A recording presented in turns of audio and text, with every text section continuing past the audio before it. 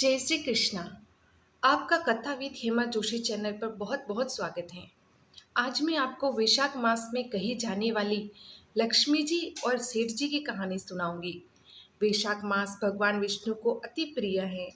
भगवान विष्णु जी की पत्नी लक्ष्मी जी की कहानी हमें ज़रूर सुननी चाहिए, जिससे माता लक्ष्मी जी हम पर प्रसन्न होकर हमारे घर में अन्न धन के भंडार भर दे।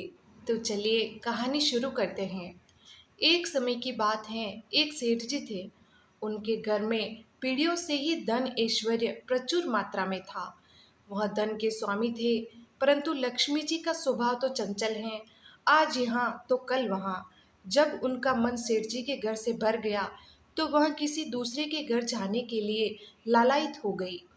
एक रात लक्ष्मी जी सेठ जी के सपने में आई और सेठ जी ने देखा कि लाल वस्त्र में सजी धजी सुंदर स्त्री उनके घर से निकलकर बाहर जा रही हैं।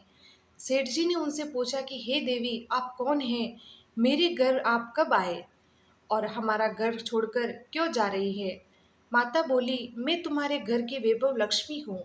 कई पीढ़ियों से मैं तुम्हारे घर में निवास कर रही हूँ, परंतु अब मेरा मन यहाँ से भर गया है।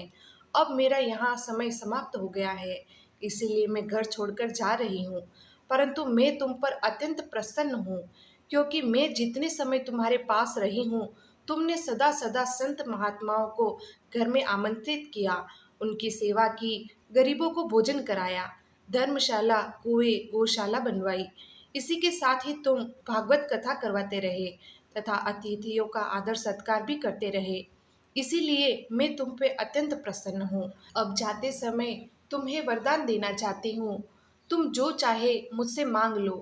अब सेठ जी सोचते हैं कि मैं अकेला क्या वरदान मांगू, मेरे बहू बेटे हैं, मैं उनसे पूछकर वरदान मांग लूंगा। माता रानी से एक दिन का समय ले लेता हूँ। तब सेठ जी लक्ष्मी माता से बोले, माता, मेरे 4 बहू बेटे हैं, मैं उनसे सलाह लेकर आपको बता दूंगा। माता लक्ष्मी बोली, ठीक है, मैं कल फिर आ जाऊंगी, तब तुम मुझसे वर मांग लेना। ऐसा कहकर लक्ष्मी माता अंतर्ध्यान हो गई। अब सेठ जी ने सुबह उठते ही चारों बेटे बहुओं को बुलाया और उन्हें अपने सपने के बारे में बताया और उनसे सलाह मांगी। तो सेठ जी की सबसे बड़ी बहू बोली, आप माता रानी से सारे गोदाम अनाज से भरवा लो, ताकि हमें खाने की कभी कमी ना हो। सेठ ने दूसरी बहू से पूछा तो वह बोली, पिताजी, इतना अनाज रहेगा तो उनमें कीड़ा पड़ जाएगा, अनाज खराब हो जाएगा। तो पिताजी, आप माता रानी से सोने चांदी से तिजोरियां भरवा लो।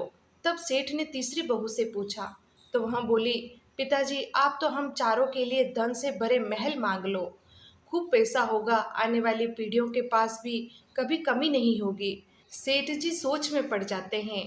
तब उन्होंने अपनी छोटी बहू से पूछा।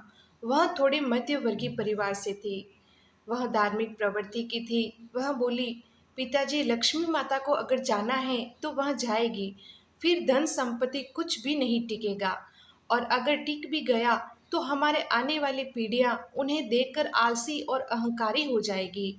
इसीलिए पिताजी, आप लक्ष्मी माता से कहें कि अगर वह जाना चाहती हैं तो अवश्य जाएं, किंतु हमें यह वरदान दे दे कि हमारे घर में सज्जनों की सेवा पूजा होती रहे, हरि कथा होती रहे, मेहमान आए तो उनका आदर सत्कार करते रहे और परिवार के सभी सदस्यों के बीच प्रेम भाव बना रहे, क्योंकि अगर प्रेम भाव होगा तो कोई भी तकलीफ होगी तो हम मिलकर उसे काट लेंगे।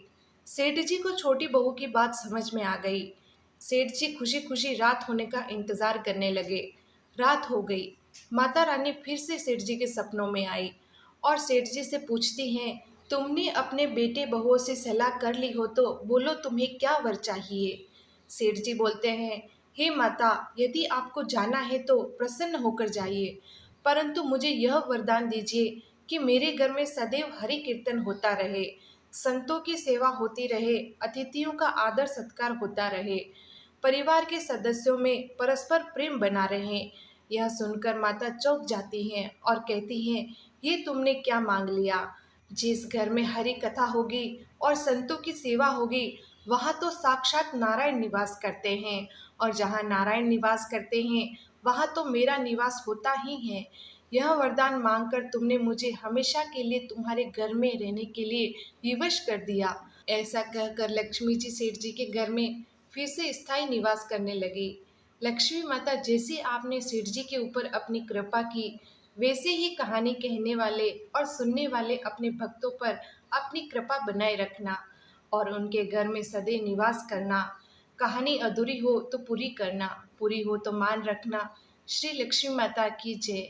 अगर आपको आज की ये वीडियो पसंद आए तो कृपया वीडियो को लाइक ज़रूर कीजिए, चैनल को सब्सक्राइब करें और कमेंट में श्री लक्ष्मी माता की जय अवश्य लिखें।